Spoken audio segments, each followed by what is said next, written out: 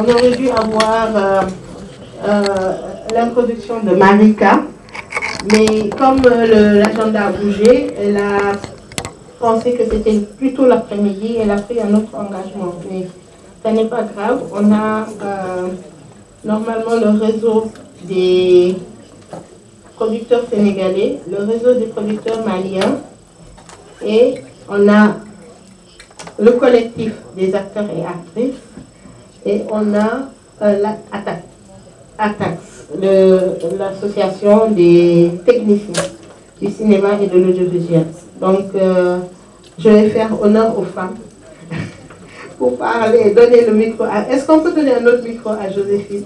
Voilà, qu'elle nous présente rapidement donc son collectif des acteurs et actrices. L'essentiel, c'est, comme on a dit tout à l'heure, au Sénégal, on a commencé à se structurer. Au moins, des réseaux existent, des associations, des collectifs. Et ça, c'est un début de structuration. Après, on monte en grade petit à petit jusqu'à arriver à un domaine où on est sûr que là, ça roule pour tout le monde. Et c'est kiff-kiff par rapport aux autres écosystèmes dans le monde. Alors vous, votre expérience de ATAX, qu'est-ce que c'est? Kazakh. De Kazakh. Alors, rebonjour, Joséphine Mouk, présidente de l'association Kazakh, qui est le collectif des acteurs et actrices sénégalais de l'audiovisuel et du cinéma. Donc l'association est née l'année dernière, le 12 mai, née d'un désir de l'ensemble des jeunes acteurs d'une toute nouvelle génération d'acteurs qui ont mis en place ce collectif. Donc l'élection a eu lieu le 12 mai dernier et c'est eux-mêmes qui ont décidé, en tout cas qui ont tout fait pour qu'il y ait une femme à la tête de l'association, ce qui est très important et très intéressant de par leur vision. Et l'association, depuis qu'on est arrivé, bon, c'est une grande première pour un pays de cinéma, le pays de Saint-Ben. Il n'y a jamais eu d'association d'acteurs de cinéma, donc c'est une grande première. Nous sommes aujourd'hui plus de 600 et quelques membres, avec l'objectif de mailler dans tout le Sénégal et sa diaspora, parce que le Sénégal aussi compte beaucoup d'acteurs sur les sols étrangers du pays. Il y a les grands acteurs comme Omar Sy, Aïssa Maïga, un peu partout aussi dans le monde, il y en a d'autres. Donc notre objectif aussi est de les rallier à notre cause, et eux aussi, ils ont des réseaux qui pourraient être très bénéfiques à notre association. Donc l'association aussi est née de l'objectif de professionnaliser les acteurs. Le Sénégal est un pays quand même qui a eu l'École nationale des arts très tôt, parce qu'il y avait un président qui était très porté sur la culture et qui connaissait l'importance de la culture, qui savait que la culture fait voyager, je veux dire, enfin, voyager avec la culture, c'est montrer au monde entier qui on est, c'est notre identité. Et il avait beaucoup misé sur la culture durant les 20 ans qu'il a fait au Sénégal. Donc il a mis en place une école, d'où l'importance de la formation. La formation en toute chose, elle est importante. Cette école a formé de grands acteurs du Sénégal. Nous avons eu la chance, je veux dire, nous qui sommes arrivés dans les années 90, je suis de la 4e promotion, je pense, du conservatoire, je suis arrivée en 93. On a eu la chance d'avoir été formés pendant 4 ans. On a pu bénéficier aussi de la contribution des, comment on appelle ça, de la coopération. On a pu permettre à nos comédiens d'aller se rechercher des compétences dans leur domaine en Belgique, en France, un peu partout dans le monde. Et c'est très important et très intéressant.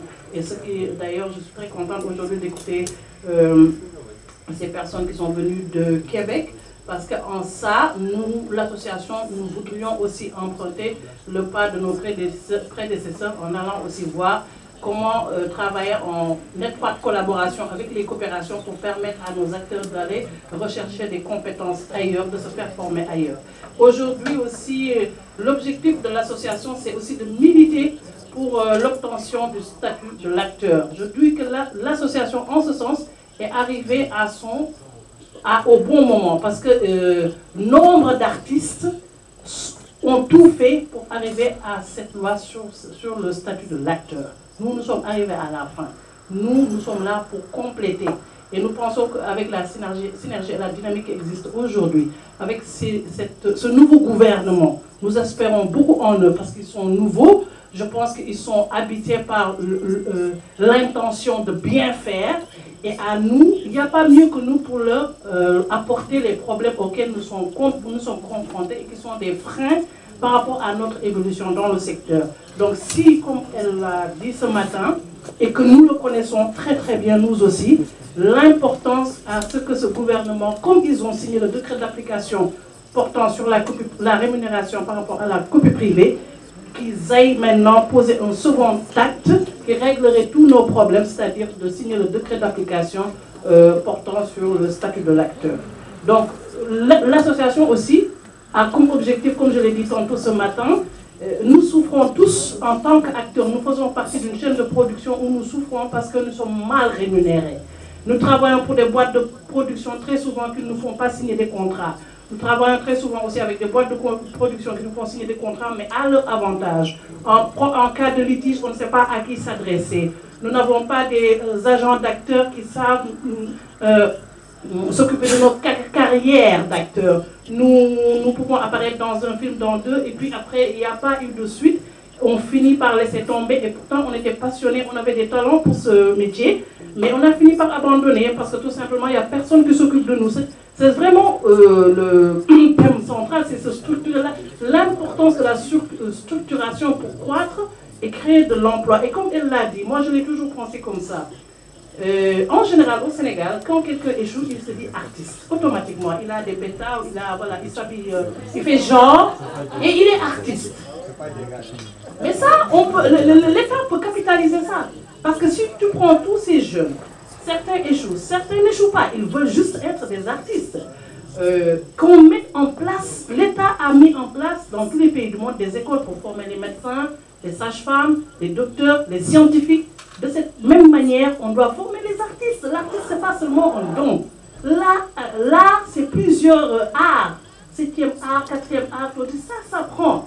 Une fois que les gens, tu arrives à faire de sorte que ces jeunes se retrouvent dans des écoles de formation, ils ne vont pas être tentés par l'immigration. Mais au contraire, ils vont être créatifs par rapport à tout ce qui s'offre à eux aujourd'hui. On parle de digital, on parle de nouvelles technologies, on parle de l'intelligence artificielle. Je l'ai dit dernièrement dans une interview. Regardez ce que Dip Doundou Guiss a fait avec son clip sur Thiaroye 44, qui est fait à partir de l'intelligence artificielle. Les jeunes sont hyper talentueux, mais ils ne sont pas formés. Et ça, je pense que c'est dans toute la chaîne de production. Parce que moi-même, je suis technicienne de l'audiovisuel. Je suis sortie du Forum Media Centre. Et toute cette génération de jeunes qui étaient arrivés au Forum Media Centre se sont retrouvés dans toutes les chaînes de télévision privées à remplacer nos papas qui étaient là depuis les années 60. Donc pourquoi on a pu s'insérer, nous tous avoir du boulot, être payés? Moi, je suis au groupe Futurs Médias depuis 2011. Je suis payée sur salarié. Avant lui, je travaillais, avant le groupe Futurs Médias, j'étais chez Ousmane Masseck Ndiaye en tant que réalisatrice caméra woman, parce que moi, j'ai opté pour la caméra pour mieux maîtriser l'image. Mais si j'ai pu faire toutes ces choses, c'est parce que moi, j'ai eu la chance d'aller me faire former. À ce moment-là, il y a une école de formation. Dans des pays, pour moi, comme les nôtres, qui sortent un peu, disons, du sous-développement, qui ont tendance à aujourd'hui se développer, le Sénégal a des atouts majeurs. Je ne parle pas de nos ressources minières, mais je parle de la paix que nous avons. C'est dans la paix qu'on construit. Il faut que l'État comprenne qu'il y a des secteurs qu'il faut former, il faut professionnaliser. Les jeunes en veulent. Mais si tu les laisses en rade, ils vont finir par partir. On est rempli de créativité. On a la paix de nos esprits. Nous ne connaissons pas la guerre. Nous ne vivons pas à Gaza, ni en Ukraine. Donc nous avons toutes les possibilités du monde. Mais je crois aussi, aujourd'hui, ce que je trouve magnifique, c'est que tous les jeunes sont très conscients de la situation. C'est eux-mêmes qui ont créé la situation. Moi, je n'étais pas au courant, je ne suis pas membre fondatrice. On m'a juste dit, viens participer à une élection. Mais ces jeunes conscients, il faut les aider. Ils veulent travailler, ils veulent rester chez eux. On n'est jamais mieux que chez soi. Tout le monde veut rester chez soi et créer et voyager dans le monde. Parce que l'art fait voyager. Un artiste a besoin de voir ce qui se passe ailleurs dans le monde. Donc tout ça pour dire que les objectifs sont énormes au niveau de l'association. On a eu une année où on a essayé de nous structurer en interne. de déposer nos papiers et aussi de faire notre première conférence de presse qui a eu lieu le 5 février dernier. Aujourd'hui, nous sommes en train de travailler sur un plan d'action et que nous allons essayer de suivre. Et nous optons pour travailler avec les institutions qui dépendent de l'État, parce qu'à notre avis, c'est à nous d'aller vers eux et non d'attendre. Nous devons initier et aller vers eux. Bien sûr. Et ils vont vous faire connaître. Exactement. Et je trouve aussi ce que peut-être nos anciens, entre guillemets, je le dis, n'ont pas peut-être réussi à 100%, c'est d'être ensemble. Moi, je communique beaucoup avec ATAX parce que je suis dans leur association technicienne. Et cette convention dont on parle, il y a qu'en nous unissant, nous tous, toute cette chaîne de production qui nous permettrait d'aller vers ces conventions et d'aller en commun en face de l'État. Merci. Merci Joséphine, merci de la présentation. C'est vrai qu'un an d'âge, ce n'est pas beaucoup. Un an, vous êtes encore des bébés. Mais ça, voilà, ça a le mérite d'exister. Et bien sûr, nous serons tous là pour vous épauler, vous aider pour être mieux outillés. Alors, ATAX, Kara, vous nous parlez rapidement de votre association? D'accord. Oui, donc ATAX, comme vous le savez, c'est l'association des techniciens de l'audiovisuel du cinéma sénégalais. Donc, parlant aujourd'hui de se structurer pour créer de l'emploi pour la jeunesse. Donc, nous, au début, c'était très simple. C'est-à-dire, avant aujourd'hui qu'on parle d'emploi, avant qu'on parle d'industrie, il faut d'abord se structurer. Et avant d'en arriver là-bas, il faut connaître qu'est-ce qui a été fait de base pour qu'on puisse aujourd'hui, nous, à notre niveau, continuer, voilà quoi, ce chemin. Donc nous, quand on a fait le constat, et quand nous, en tant que techniciens aussi, on recevait beaucoup de plaignants. Il y a beaucoup de techniciens qui sont malades, parfois on fait des collectes, parfois on les aide vraiment, il y avait des problèmes de santé, etc. Donc on s'est dit pourquoi pas d'abord se constituer en association. Et on a créé l'association depuis le 8 avril 2023 à Taxe et a pour mission de fédérer et renforcer les techniciens de l'audiovisuel du cinéma sénégalais. Ce renforcement pour nous, deux choses étaient importantes, c'est-à-dire se renforcer intellectuellement et techniquement, parce que tout de même, nos techniciens aujourd'hui font beaucoup de films qui compétissent un peu partout dans le monde. Mais aussi, il faut que les techniciens comprennent les enjeux du cinéma sénégalais, africain et mondial. Donc du coup, nous, on a déposé notre récépissé qui a fait 1 an. Nous sommes à 610 membres enregistrés, 676 actifs sur WhatsApp. On a collecté plus de 1,2 million via les cotisations annuelles. 120 membres ont cotisé. Nous avons développé un site internet sur 600. Mais nous, ça ne nous empêche pas d'avancer parce qu'on connaît pour le moment, au début, vraiment, il faut foncer. Nous avons, à partir de ces 1,2 million, qu'est-ce que nous avons fait? Nous avons développé un site internet et une plateforme référentielle, coût estimé à 31 millions, réalisé par 1 million. Parce que ma société a accompagné cette initiative, Filmica, où j'ai des développeurs. Donc, du coup, nous, comme c'était l'écosystème nous intéresse pour qu'on puisse arriver à une industrialisation pour vraiment la suite. Donc, du coup, nous avons fait une plateforme référentielle et nous avons mobilisé, nous avons mobilisé des membres pour décorer et meubler le bureau. Nous avons nos bureaux, donc nous avons investi 1 million là-dessus. Donc, pour la formation et renforcement de capacité, nous avons organisé une formation de 5 jours avec plusieurs ateliers, assistant à réalisation, make-up, son et images, coût estimé à 7 millions 72 188,86 francs, réalisé avec 2 millions. Donc, parce que vraiment dans l'association, nous avons des loueurs, nous avons vraiment exactement, mais on vient en appui. C'est-à-dire que le coût estimé de la formation pour 5 jours, c'est à 10 millions, mais on a, comme par exemple, ma structure pour venir aider, Diallo pour venir et d'autres personnes aussi, ils vont venir pour soutenir l'association. Parce que ce qui est important, c'est qu'il y ait d'abord la formation. Et aussi, nous avons fait une formation, une collaboration. Nous avons formé 50 techniciens formés. Il y avait 50 techniciens formés. Nous sommes aussi en collaboration comme avec le centre Yaninga. Nous avons fait une formation en montage, image et son, la post-production. Parce que c'est ça d'abord qui manquait. Comme Alain Gomis a vraiment créé une unité de post-production, une première unité de post-production en Afrique de l'Ouest, parce que souvent nos films sont montés en France ou au Maroc, mais après Alain a pu vraiment créer ce centre pour permettre nos films puissent être montés, réalisés ici et montés ici. Nous avons aussi fait des collaborations comme avec Sony. Quand Sony, les grandes boîtes mondiales, quand ils viennent ici, donc on collabore avec eux. Donc nous avons fait une formation de 50 techniciens sur des équipements de pointe. Parce que d'habitude, les techniciens n'ont pas la chance de toucher, parce que maintenant, la technique, c'est de la technologie. Parce qu'ici, souvent, on a peut-être de petits boîtiers, mais il y a des caméras qui existent qui n'ont pas encore la chance de toucher.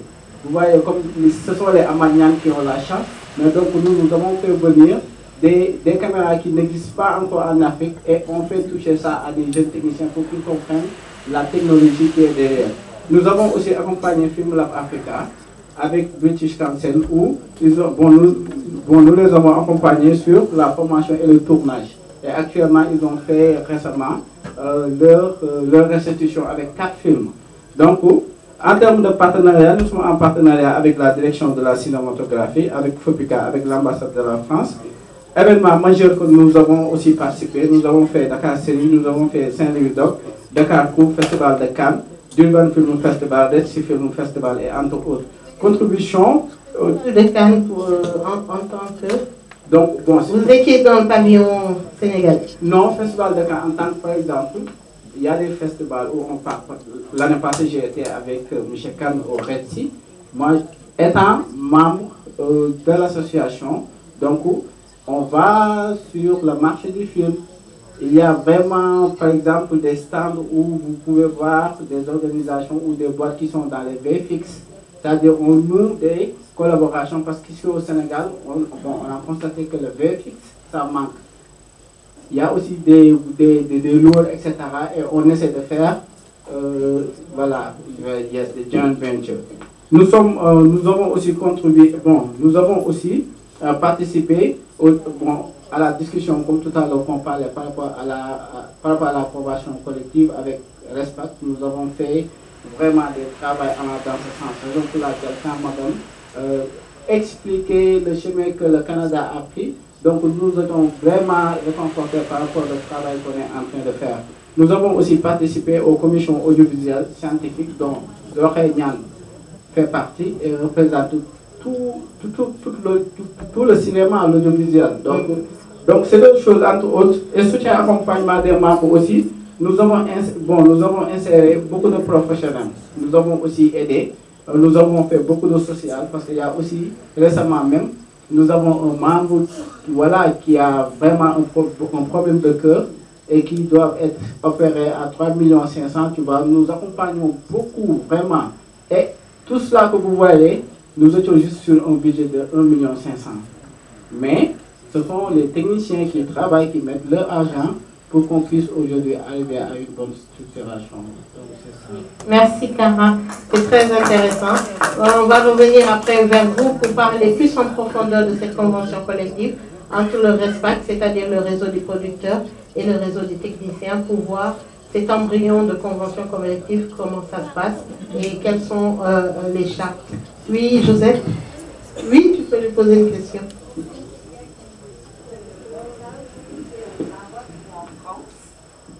Est-ce que j'ai bien compris que le montage est fait au Maroc et en France? Oui, avant les films sénégalais, c'était ça. À cause des certificats ou quoi? Parce qu'il n'y avait pas... Ah, à cause des cours, tout ça. Ah oui, d'accord. Et moi, j'avais compris, c'est parce qu'on n'avait pas le matériel ici, de post-production. De là, ma question, c'était ça. En réalité, c'était ça. On n'avait pas le matériel de post-prod. Pour le 13e, voilà. Matériel et compétences, parce que la post-prod coûte excessivement cher et c'est un métier qu'il faut maîtriser. Parce que le montage de film voilà quoi, ça demande beaucoup de technique, ça demande beaucoup de connaissances. Donc du coup, nous n'avions pas cette unité d'abord, nous n'avions pas cette compétence, mais après l'avènement de Santé Yamenga, donc au moins on a pu former plus de 25 jeunes en Afrique de l'Ouest. Actuellement, même au FESPACO, il y a plus de, je sais pas, 4 ou 5 films qui sont montés ici et qui étaient en compétition officielle. Donc tout ça, c'est ce processus de structuration. Et toutes ces initiatives sont soutenues par l'État du Sénégal, etc. Mais il y a aussi vraiment beaucoup à faire sur l'effectivité, how can I say, like, not the formation, but like l'efficacité. Yes, yes, exactly. Merci.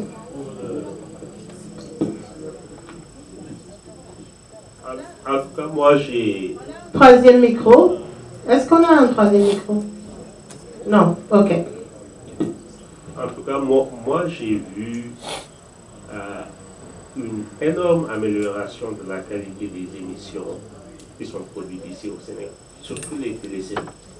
Ouais, parce que moi, je regarde quand je suis là-bas, et même Jean-Pierre, on s'en parlait, la qualité est, je ne sais pas, je pense que c'est produit et la post-production se fait ici, mais la qualité est extraordinaire. Donc, félicitations en tout cas aux techniciens qui le font. On va voir l'exemple du Mali. On va donner à M. Tulenta nous parler donc du réseau des producteurs au Mali et aussi de l'écosystème. Là-bas, comment ça se passe? Et bonjour encore à toutes et à tous. Et je vais commencer par vraiment féliciter le travail que vous faites au Sénégal ici. Et je peux vous dire que les Maliens s'inspirent beaucoup de votre travail. Et aussi, il y a beaucoup de techniciens sénégalais qui partent travailler au Mali, tels que Nourouge. Voilà, donc, et je vous encourage à continuer sur la voie. Et pour le cas du Mali, je pense que pour ceux qui connaissent un peu le cinéma malien n'est pas un cinéma inconnu en Afrique et dans le monde.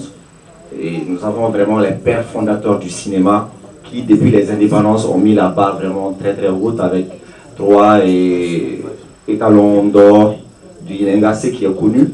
Mais à partir d'un certain moment, il y a eu une rupture parce que les pères n'ont pas eu les moyens de faire la transmission. Mais aujourd'hui, nous participons à ce que nous appelons au Mali la renaissance du cinéma malien. Et je peux vous dire qu'aujourd'hui, nous avons des réalisateurs au Mali qui ont entre 15, même 14, 13 ans, qui font des clips vidéo, qui font des courts-métrages avec leur téléphone et des trucs de qualité exceptionnelle. Donc pour venir parler du réseau des producteurs de cinéma et de l'audiovisuel du Mali, il y a 4-5 ans, nous avions ce qu'on appelle l'Union des cinéastes du Mali. C'était un peu un fourre-tout où nous avions les acteurs, les producteurs, les réalisateurs. Mais nous nous sommes rendus compte que ce n'était pas le meilleur schéma. Donc nous avons décidé de passer à la fédération. Donc l'Union est devenue fédération et cette fédération est constituée de corps de métier. Nous avons des associations pour chaque type de corps de métier. Donc nous avons l'association des réalisateurs, l'association des acteurs, maquilleurs, tout ce qui est un peu esthétique. Et c'est comme ça que nous avons aussi créé le réseau des producteurs de cinéma et d'audiovisuel qui regroupe un peu les gens qui sont dans l'audiovisuel tels que les clippers, les personnes qui font par exemple les matchs de football et même les mariages, en plus des personnes qui font les séries et puis aussi le cinéma. Nous sommes tous ensemble. Et je suis membre fondateur de cette association-là.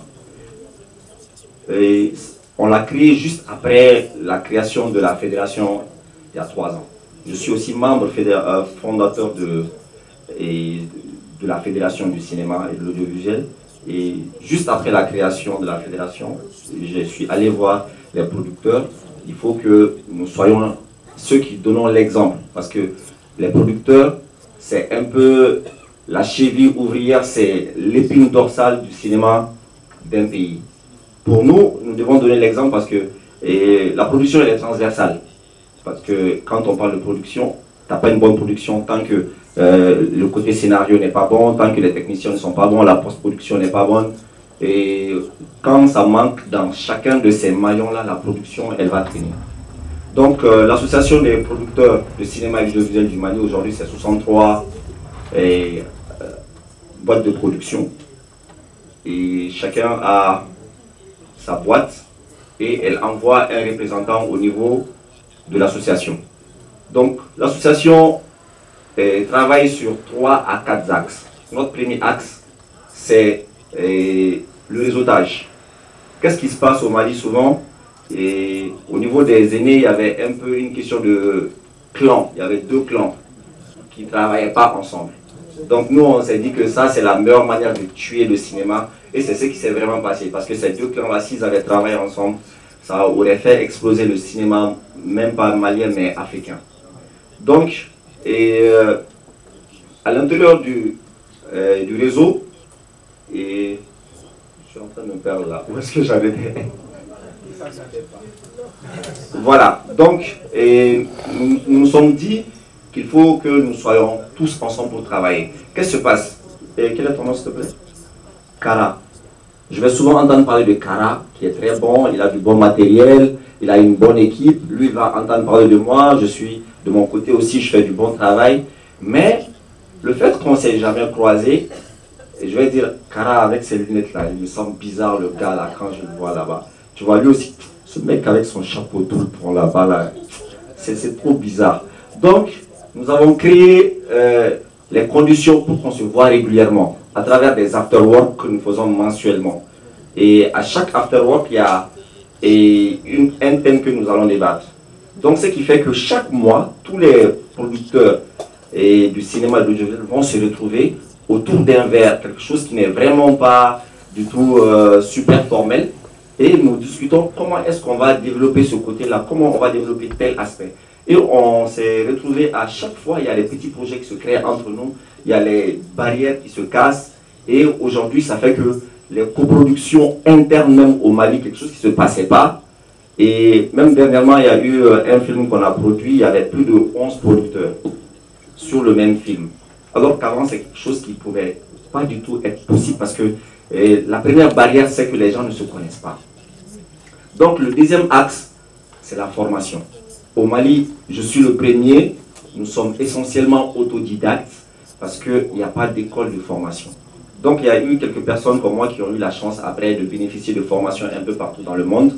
Donc entre nous-mêmes, on voit quelle personne a telle compétence, quelle personne a telle certification, comment est-ce qu'elle peut s'organiser pour partager ce qu'elle a avec nous, quelle personne on peut faire venir du Burkina, du Sénégal qui a plus d'expérience que nous pour venir former nos gars.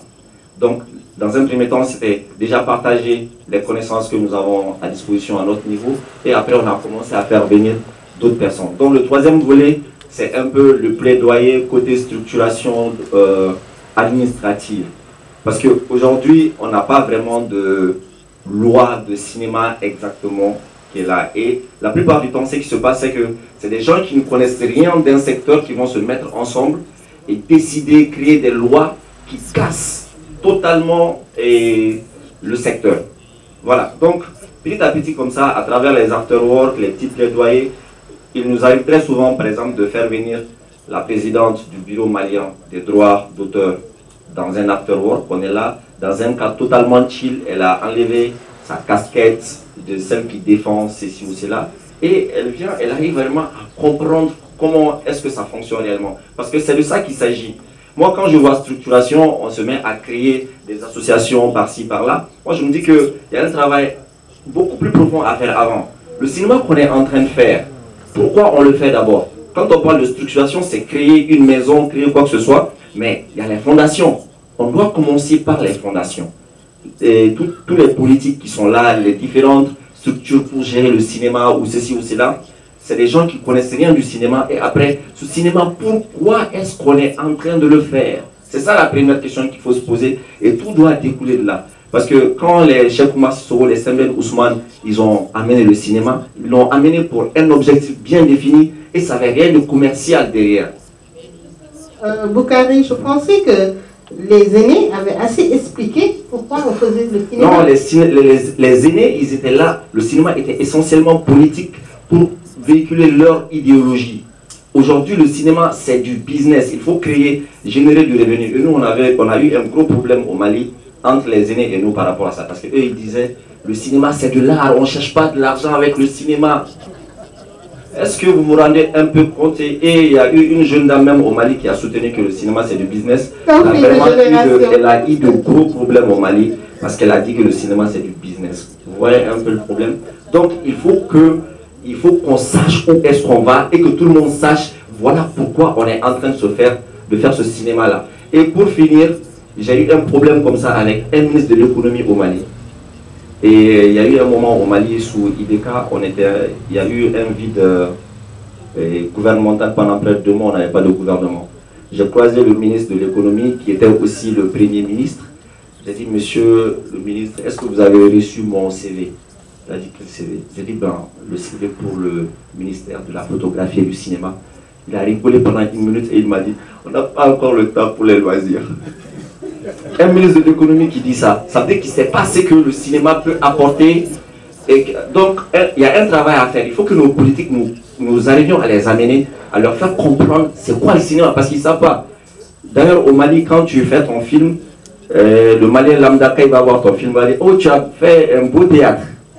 Voilà. Donc, c'est très, très important qu'on revoie les fondations, qu'on voit vraiment vers où on va et qu'à partir de ces fondations-là, on pose toutes les briques qu'il faut pour atteindre les objectifs. Merci beaucoup. En tout cas, c'est trop drôle. On va ouvrir la discussion. On est à 29 minutes et on a juste 1 heure pour ce panel. On ouvre rapidement la discussion avec la salle pour voir, parce que le besoin, c'est par où est-ce qu'on commence? Qu'est-ce qu'on devrait faire? Lui, il a dit, on redéfinit les politiques, on explique aux gens exactement pourquoi on fait du cinéma, de l'audiovisuel, pour que les gens comprennent. Cara dit qu'on doit s'entraider et aller vers les conventions beaucoup plus en profondeur, faire en sorte que, parce que l'union fait la force.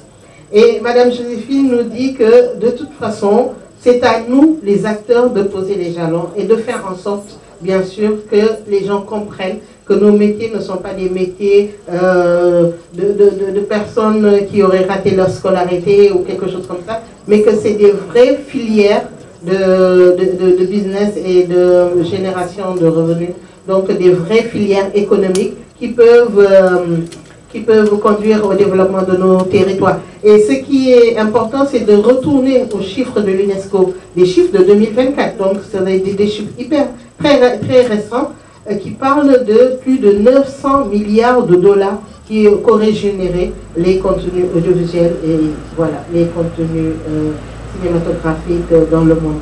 Alors, qui veut prendre la parole? Vas-y. Oui, moi c'est pour saluer, mais certainement aussi c'est désolé du fait que l'association des producteurs n'ait pas envoyé un représentant, parce que quand on parle d'entreprise, d'industrie, impérativement, je pense que ce sont les entreprises de producteurs qui portent cette entreprise. Et quoi qu'on dise, certainement, ce n'est pas une question de fuite de responsabilité. Les salaires mal payés, les barèmes.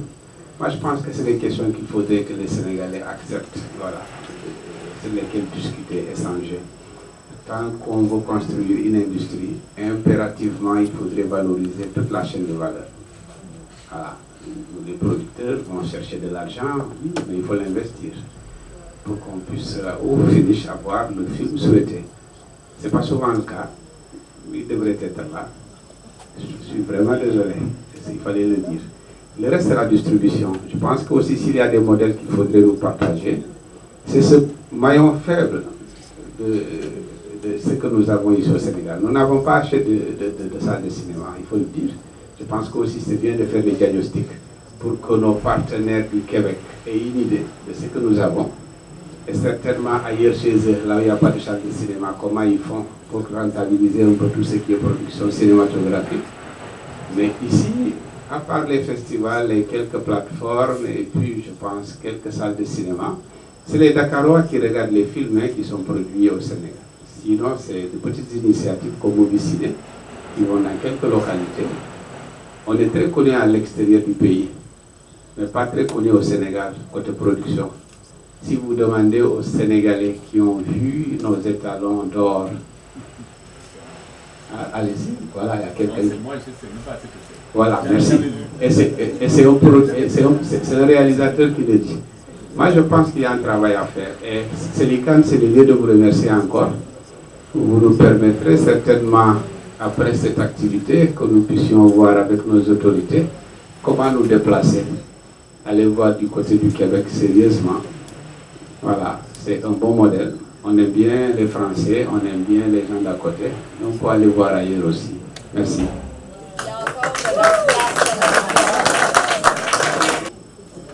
Moi, je pense qu'il y a des maillons d'une chaîne qui manquent. Parce qu'il y a un très gros gap entre la production des films et la distribution des films. Et le distributeur même, je pense que son rôle est un peu limité dans l'existence du film. Aujourd'hui, le distributeur sénégalais, pour lui, on lui donne un film et il distribue. Mais la plupart des distributeurs, ils contribuent même au financement du film. Et ça, est-ce qu'on le sait? On le sait, mais on n'a pas peut-être les moyens. Même entre la distribution, la production du film et la distribution, mais il y a tout un travail de médias, de presse, de tout ça qui doit être fait pour valoriser le film, pour que l'audience ait envie d'aller le voir. Et nous, nos films, si ça ne va pas dans les festivals, par exemple, moi, je n'aime pas les festivals. Je n'ai pas envie que mes films soient vus dans les festivals.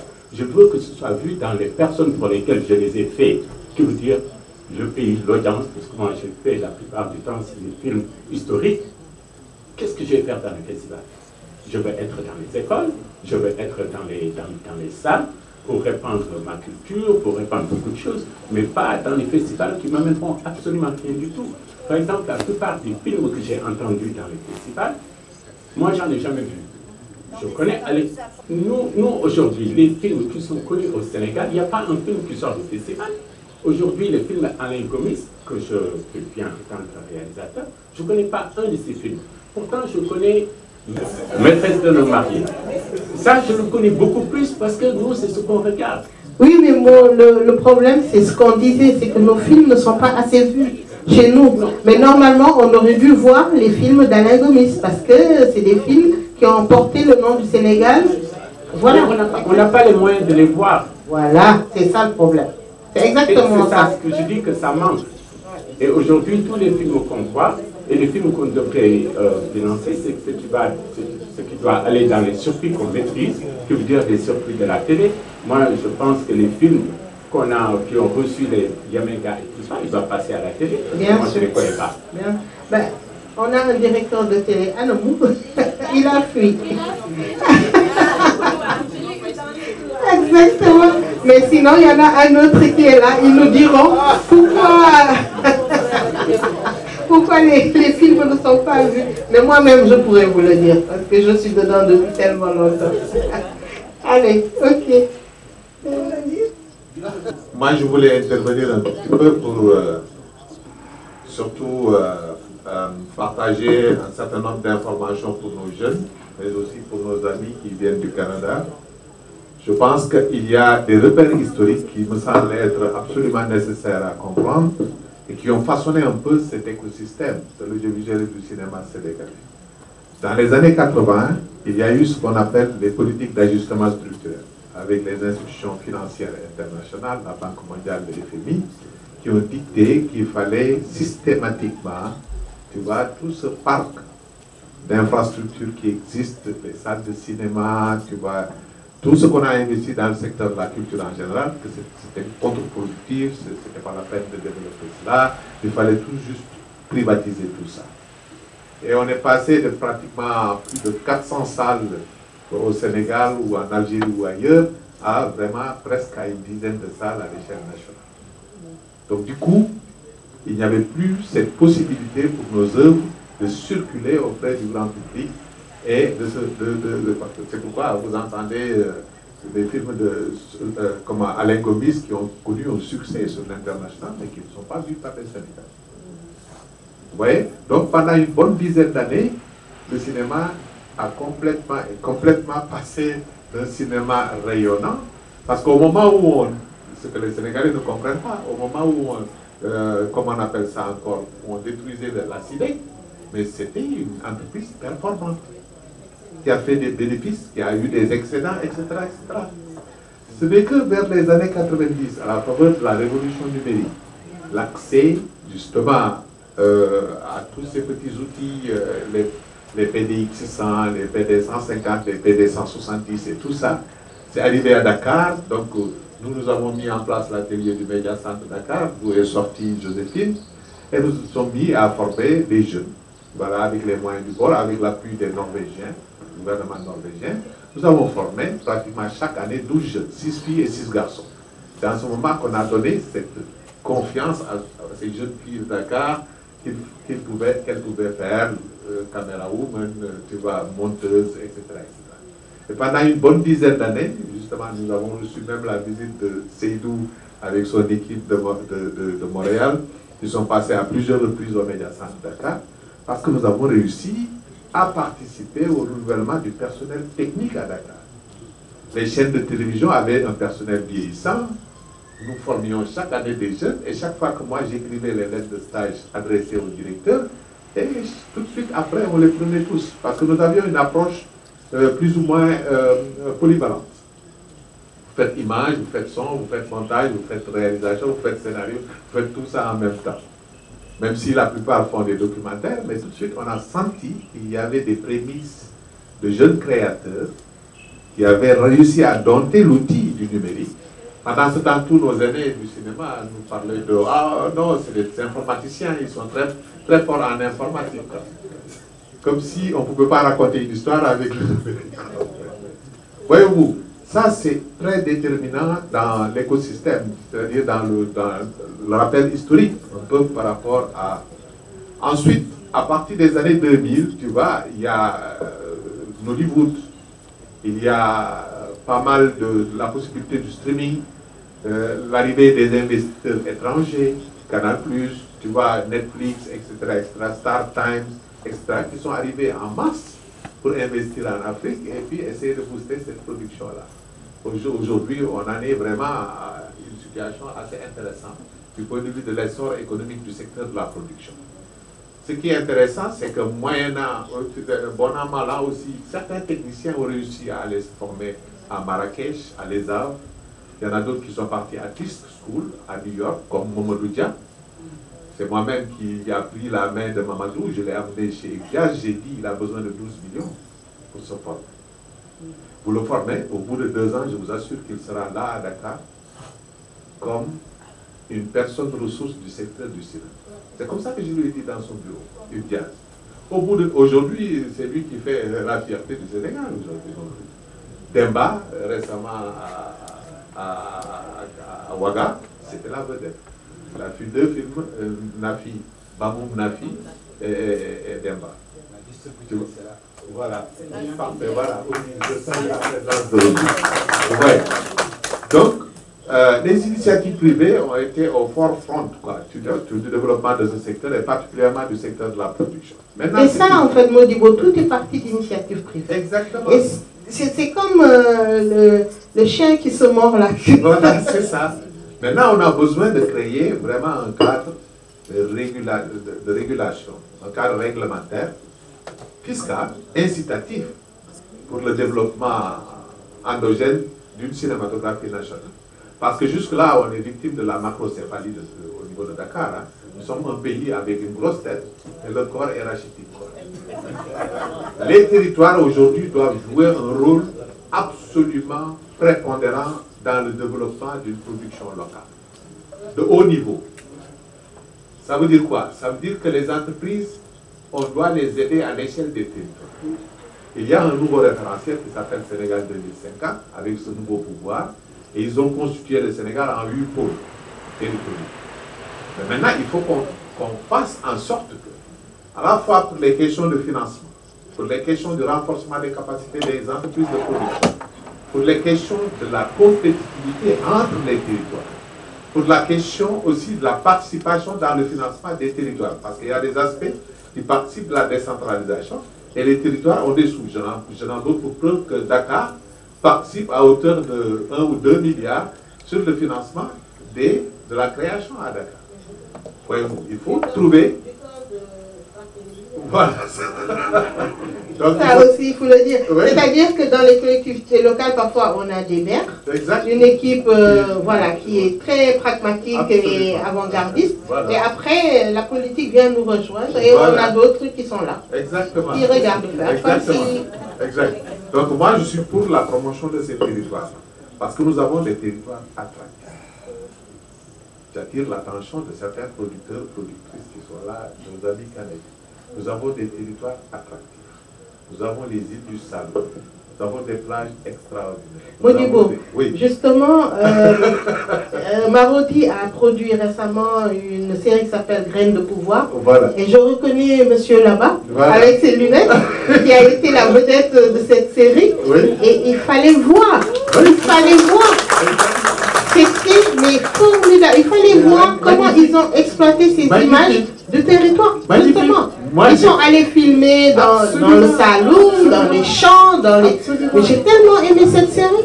Nous avons fait en 4-5 mois à Saint-Louis un laboratoire qui s'appelle Culture Lab. Nous avons conduit à peu près autour de 7 millions, 8 millions, je vous assure. C'est à tomber de 7-8 millions. Nous avons encadré 15 jeunes à Saint-Louis. Et au bout, nous avons fait une série d'anthologies de 8 épisodes. C'est magnifique. J'ai demandé à ce qu'on prenne les attaches de la direction du cinéma pour montrer cette série-là à Dakar. Et vraiment, parce que c'est tellement bien comme carte postale pour valoriser la ville de Saint-Louis et ses environs. Et c'est tellement beau, c'est magnifique. Voilà. Donc il y a des possibilités énormes avec les territoires. Oui, je voudrais juste rajouter à ce que Modibo a dit. Je pense qu'il y a énormément de choses à faire. Pour être stratégique, on ne peut pas tout faire. Donc il faut qu'on voit, au sortir de ce meeting-là, qu'on voit qu'est-ce qu'on peut faire. Le plus petit qu'on peut faire. Et ça, je pense que, comme l'a dit Kara, ça prend deux choses. Il faut de la générosité, il faut de la solidarité. Ça, c'est incontournable. Parce que si on veut, on n'est pas comme au Québec, parce que même au Québec, on a nos points. Il faut savoir que juste que dans les... En 70, il n'y avait pas de formation en cinéma et télévision au Québec. Les gens se formaient à l'ONF sur le tas. Il n'y avait pas Concordia, Simon Fraser, ça n'existait pas, ces universités comme au métier du cinéma. Les gens ils se formaient sur le tas. Et ça veut dire qu'un technicien comme celui dont tu parles, à qui on a donné 12 millions pour qu'il aille se former, il faut qu'il sache qu'il est redevable de quelque chose à cette commune. Si lui revient, il faudrait qu'il forme au moins 10 autres jeunes, parce que c'est l'argent du contribuable sénégalais qu'on lui a donné pour qu'il aille se former. C'est important. Qu'est-ce qu'on peut faire? Posons-nous la question, nous tous qui sommes là. Qu'est-ce qu'on peut faire de plus petit pour pouvoir faire bouger les choses? Et si on s'entend sur ça, il ne faut pas qu'on voit gros. On peut commencer. Moi, le FORUT, la première année qu'on a organisé Sénégal avec Mariam, on est venu, elle m'a montré le FORUT que je ne connaissais pas. L'année d'après, j'ai dit, écoutez, qu'est-ce que vous voulez quand j'ai dit, on veut un partenariat? Je suis allé voir Prime, producteur et réalisateur indépendant de Montréal, qui est une coopérative d'artistes. Je leur ai dit, il faut que vous veniez avec nous au Sénégal l'année prochaine. Youssef est venu, Angèle est venu, c'était les directeurs. Parce que je voulais faire un genre de co-venture pour voir comment, entre coopératives d'artistes au Sénégal, coopératives d'artistes au Québec, comment on peut travailler ensemble. Et je me rappelle, on a vu venir Alain Pelletier qui était un monteur. Alain a donné 3 jours de son temps pour former les monteurs de FORUT sur le Avid Media Composer qu'ils avaient et qu'ils ne savaient pas utiliser. J'ai dit à Alain, la seule raison pour laquelle je t'amène à Dakar, c'est que tu donnes 3 jours de formation. Il a accepté. Je dis, je te paye l'hôtel, tu payes ton billet. Nous tous qui sommes là, on a payé notre billet. C'est avec notre argent qu'on a payé notre billet. Il n'y a aucune structure étatique qui nous a aidés. Donc, il faut qu'on soit solidaire, qu'on soit généreux et qu'on voit, on n'a qu'à commencer petit. Mais il faut commencer. Il faut commencer. Parce que sinon, je vous dis, il y a 25 ans, en 2000, quand on est venu, on parlait de convention collective. Aujourd'hui, on en parle encore. Je m'appelle Souleymane Niang, je suis le directeur de l'information du groupe Futur Média. Je suis là pour représenter en fait le directeur général qui est empêché, qui est hors du Sénégal et qui autrement serait venu personnellement. Je pense qu'il a manifesté à Mariam Sélikane tout l'intérêt qu'on portait à cette activité. Cela dit, je suis un peu loin des problématiques discutées ici, mais après avoir écouté toutes les communications, les interventions, les questions et tout, il me semble quand même qu'il y a une ou deux choses qui me paraissent, je peux me tromper, hein, qui me paraissent peut-être pertinentes, tout en gardant à l'esprit ce que Seydou Kane vient de dire à l'instant, c'est-à-dire qu'il faut être réaliste, pragmatique, etc. Mais il y a un mot qui me vient à l'esprit, c'est la consolidation. La consolidation de la chaîne de valeur. Il me semble qu'on est dans un entre-soi en limitant l'entrée de la chaîne de valeur et la sortie de la chaîne de valeur, et ça exclut des acteurs qui sont certes là. C'est à ce titre-là que je suis certainement ici, parce qu'il y a les médias, il y a les télévisions qui ont un rôle à jouer, mais en amont, il y a dans le financement, les banques, par exemple, parce qu'on n'a pas parlé de financement à travers les structures publiques. Ah, c'est cet après-midi, ok, d'accord. Mais ce que je veux dire, c'est qu'il faut certainement avoir une approche de supply chain, c'est-à-dire intégrer les chaînes de valeur, parce que ça bouge aussi de l'autre côté. Bon, je serais très intéressé d'être là cet après-midi pour entendre ce qui se dira sur le financement. Et en aval, il y a les chaînes de télévision. Il me semble quand même qu'il y a quelque chose qu'on peut mettre sur la table.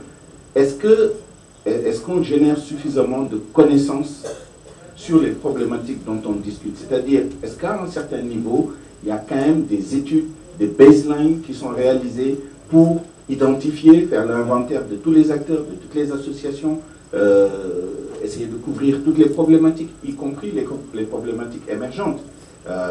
Les technologies nouvelles, là, intelligence artificielle et tout ça, quel impact, quelle influence ça a sur le secteur. Il me semble qu'à un certain niveau, il faut réfléchir quand même à ça. Intégrer les universitaires, intégrer les acteurs et d'autres acteurs qu'on ne voit pas, c'est pas évident, mais d'autres qui peuvent apporter de la connaissance et à ce moment-là pouvoir dire, des juristes par exemple. Il me semble que la question du cadre juridique et réglementaire est une question cruciale. On a beau dire, si on ne change pas la loi, c'est pas de changer d'ailleurs, c'est de mettre à niveau. L'améliorer. C'est de mettre à niveau. Les choses évoluent de façon extraordinaire alors que nos textes ne suivent pas, nos structures institutionnelles ne suivent pas. Et ça pose un véritable problème. Il me semble qu'à ces deux niveaux-là, il y a quand même des choses qui peuvent paraître a priori compliquées, mais qui peuvent être simples à mettre en œuvre parce qu'il ne s'agit pas de faire des full-fledged, des études de grande ampleur. C'est vraiment d'y aller de façon réaliste, comme disait Seydou tout à l'heure, de voir ce qu'il faut éclairer comme dimension, ce qu'il faut produire comme information, et à partir de ce moment-là, pouvoir dire, voilà la situation nette à partir de laquelle on peut véritablement faire des propositions et mener des actions concrètes. Bien sûr.